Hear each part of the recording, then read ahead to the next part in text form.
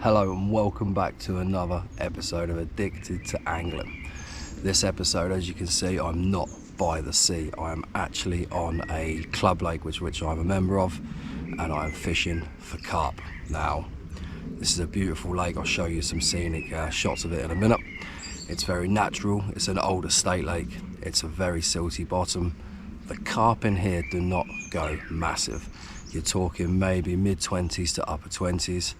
But they are wild, they are hard fighting, and there are some absolute stunners in here. You've got long, wild commons, you've got really nice, beautiful, fully scaled, and you've also got some linears and some mirrors as well. So, yeah, my rods aren't even in the water yet. I've turned up, I've picked my swim. There's not a lot of people on it. The good thing about this lake is you never ever really get a lot of people fish it. You can come and do an overnighter and you can be the only person on the whole lake. Now, I've had some lovely fish out of here, like I say. I'm just hoping tonight that I'll get some fish on camera for you. It should be a good night, I'm hoping. The pressure's leveled off a little bit. It went down, it went up, and it's now leveled off. I haven't seen any fish on the surface, so I'm hoping that they are further down. There's a lot of weed further down the lake, so they're probably going to be in there during the day, and they'll move up to this end, which is the deeper end, during the night, hopefully. Right, anyway, how do I fish this lake? This is not like your typical day ticket water. You don't turn up, you don't fill it in with particle, because there's so many silverfish in here. You don't spam loads of boilies out. These fish are wild, these fish are rare or wary, and they're old warriors. So the way I approach this lake is simple blowback rig, size 4 barbless to a caviar, cranberry and black pepper Cypress Snacks boilie. I will put a little bag of boilies around this, and I will feed a small amount of boilies around the rig in the area where I drop it, and then that will be it. Because you fill it in, the fish don't want to know. They really don't want to know. They just disappear off. They really do. All my success I've had from here, I've literally bag or a little smaller mesh bag of boilies, single hook bait, flick it out, leave it. If you don't get a bite within 3 or 4 hours, 4 or 5 boilies around it, and then leave that as well.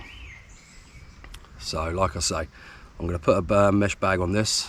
I'll flick it out into my swim. I'm going to fish 2 rods tonight. You'll see, like I say, I'll turn the camera around when I cast out in a second. You can see the actual swim I'm fishing, and we'll go through some more stuff later on in the video. But yeah, let's get these rods out and let's see if I can get a carp on the bank for you on Addicted to Angling. Right, now as you can see, the swim I've chosen, I've got 2 sets of lily pads with a channel running down the middle. Now my point of thinking is the carp are going to use that natural channel through those lily pads as a motorway to travel around during the night. Now I've already scattered some boilies in amongst the area. I'm going to fish 1 rod to the left and 1 rod to the right of the pads, in the channel itself. I might fish 1 rod further back, and to be honest with you, the right hand rod I might just drop down literally in front of the pads. The carp here do like to come into the margins. You can get them literally a foot off the bank. I've had a lot of fish here literally just off the bank. So let's get this rod out and let's get fishing.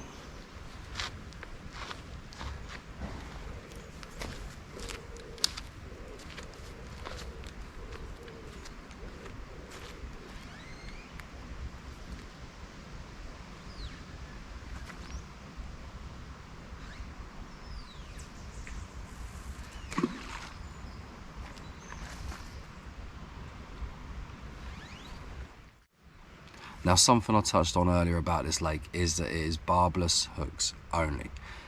That is purely for a fish safety way of thinking from the lake owners and the bailiffs. Now, this is a barbless hook. I don't know if you can see that. As you can see on the actual point itself, there is no barb whatsoever. Reason for this being, there's a lot of people in fishing. You get a lot of careful anglers who care about the fish. They will do their utmost to keep the fish care up. Unfortunately, you do also get a minority who don't really understand about fish care. They don't it's not at the forefront of their mind when catching the fish. They just want to get a fish, they want to have a laugh with their mates, you know. They're not really in it for the angling and the conservation side of things. You know, I like all parts of fishing. I like the wildlife, I like the angling, and fish care to me is very, very important. Now, the reason barbless hooks are banned on here is because really I just don't think the owner wants the fish starting to look like Katie Price's lips. You see a lot of pictures on the internet of people catching fish. Obviously the lakes are barbed hooks lakes, and the fish's mouths, you know, there's no lips, they just all hung over, they look an absolute mess, and to me it's absolutely disgusting. It's not fair on the fish, and it's just not nice. It is just not nice, you know. And people say, oh, barbless hooks, you lose a lot of fish on barbless hooks. Not if you know how to play the fish, you don't on barbless hooks. Barbless hooks, you keep pressure on that fish at all times. Do not drop your rod tip, do not let the line go slack while you're playing it.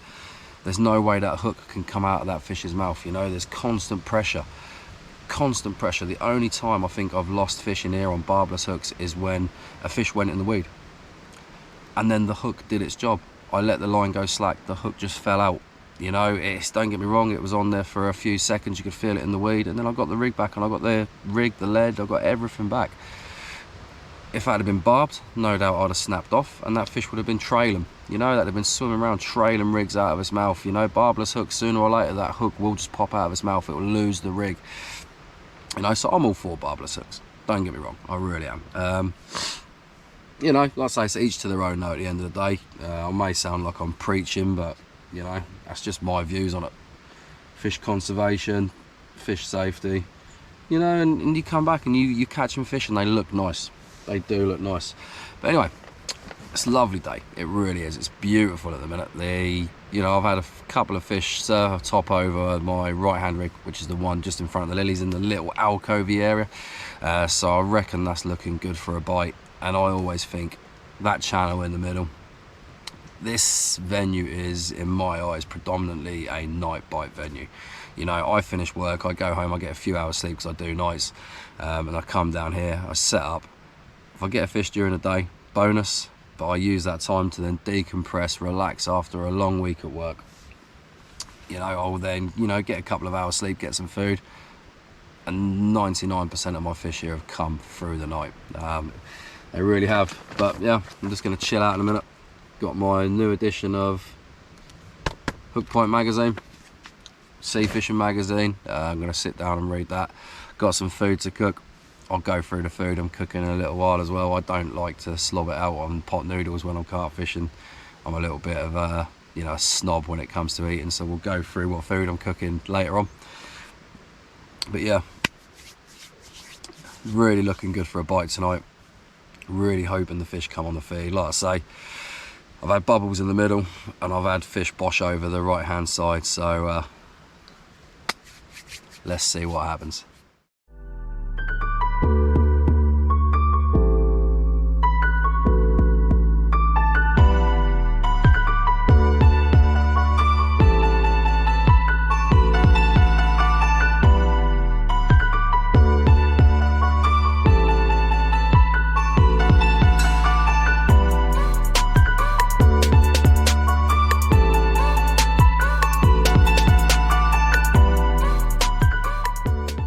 What can I say? Absolutely devastated. Half asleep, falling asleep in the bivvy, the left rod melted off, absolutely screamed off, woke up, ran down, locked into it, filled a fish on the end, kited round the back, went round the back of the pads, and unfortunately I could not move it. Got the rig back so the fish isn't trailing anything. That's like I say, barbless hooks, the rigs fall out of the mouth. Got everything back and just put a bait and a bag back out onto the same spot. Hopefully that means there will be more fish in here. I've just pre-baited in. Even though that fish went through, I've seen the ghosty come past here over the top of where my bait is, and I've just seen a lovely mirror carp going over the top of the bait as well. So that to me says they're in here, they're attracted to the bait. All they got to do is get their heads down, another one, take that bait, and away it goes. I've locked up my left hand rod now. I did have it slightly free running, not super free running, but it was you know, there was enough to get line away, so I've now locked it up just enough so there's enough line just to pull off slowly. But if a fish takes it, it will not be able to get around the back of them pads, and I should hopefully be able to get the next one in. Right hand rod, I'm not worried about that at all. If that goes, I've got an area there to play the fish in. If it goes in the pads, it's a direct route out the pads. Let's just hope the rods go again. Right, I'll be back in a little while and hopefully I will have a fish for you.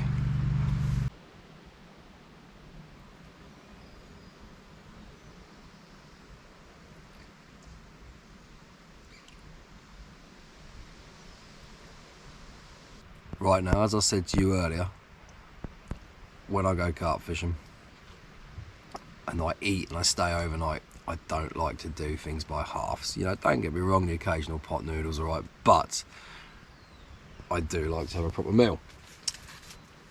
That's like ready, steady, cook this. In my pack tonight I have a 8-ounce sirloin. I have spicy cheddar pieces. And of course, a fresh small baguette. I'll come back in a second and I'll show you what I make from this. It's a fat boy meal, but it keeps me going overnight. I am a little bit of a fat boy myself and I love my food, so bankside meals, let's see what comes out of this.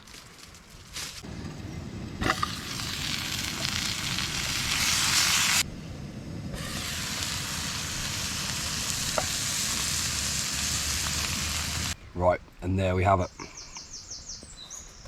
Big fat boy, sirloin steak, spicy cheddar cheese, a little bit of ketchup in a baguette. That is my dinner. That is one of my favourite things to cook when out on the bank. So I'm going to sit back, I'm going to munch this, I'm going to relax. No doubt I'll get a run while I'm eating this, it always happens. So far it's just been the one lost fish. It's darkening up now, obviously we're getting more into dusk, the witching hour's coming. I'll put some more bait out in a little while. Might reposition the rods just to make sure for the overnight they are in the right place, not weeded up, etc. And we'll take it from there. So I'm going to enjoy this and I'll see you in a little while.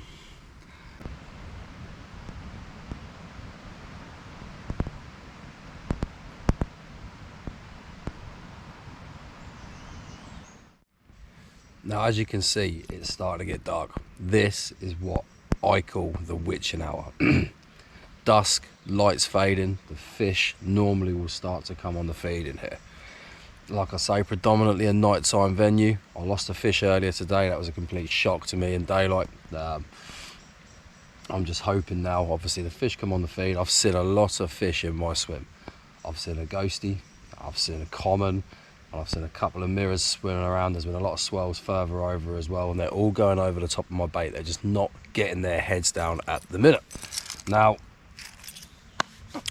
let's see what the night brings. Obviously, if I catch a fish, I'll come back on camera. You'll see what I catch. If I don't catch a fish, I will see you in the morning, because I'm now going into the bivvy. I'm going to chill out. I'm going to get some YouTube on. I'm going to watch some carpy fishing videos while I'm carp fishing. You know, gets you in a little bit of the mood, doesn't it? Some good channels out there. The Parker brothers, especially like the Fox channel, the Quarter Thinking Anglers, etc, etc. So I'm going to go and watch that. And I should hopefully see you soon with a fish.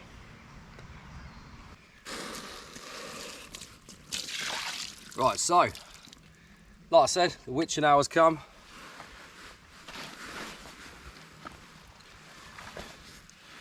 And that same rod that I lost the fish on earlier, absolutely melted off.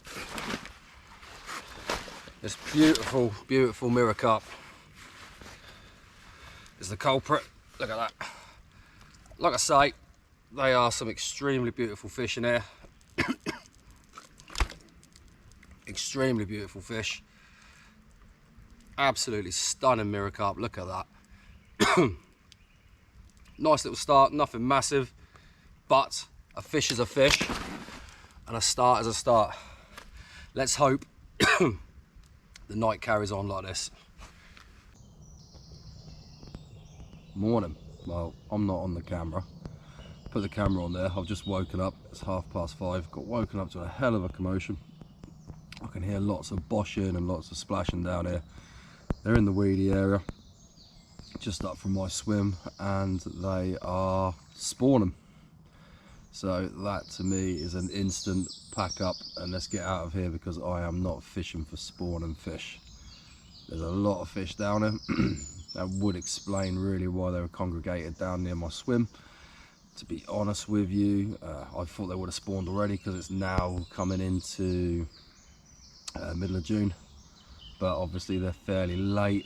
You can probably see the weeds moving. There's a lot of fish down here and there's a lot of spawning going on. So like I say, no way am I fishing for spawning fish. So that to me is a knock on the head for the end of the session. Let these little boys and girls get on with what they got to do, get the next generation out there with no stress being put on them. And yeah, I'm going to start packing down and I'm going to get home. It's only 6 o'clock in the morning. It's a beautiful morning, but unfortunately these things happen. They spawn, you leave them alone. So yeah, that is the end of the session as far as this is concerned. I'll come back on the camera in a little while and have a little chat with you before I go. Right, what can I say? That is the end of the session. You can't mess around with nature. The carp decided to spawn. The weather's lovely and warm. It's just one of them things. It really is. Like I said, I was expecting more fish during the night, but with them spawning, you can understand why. Obviously, no more bites came. 2 bites, 1 fish, 50-50 ratio is what it is. I'd have liked to have seen some more on the bank, but we will return with more carp fishing videos and we will be putting some more carp on the bank for you to watch. So if you enjoyed the video, please like, share, subscribe. Keep an eye out on the channel, because there will be a lot more content coming soon from freshwater and saltwater. So I will see you soon.